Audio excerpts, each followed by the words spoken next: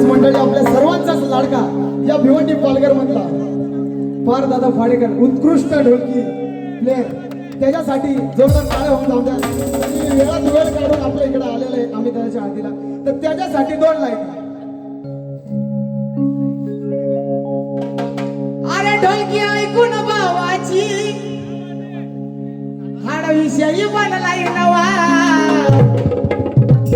ढोलकी ऐकून भावाची हाडविषयी बनलाय नवा.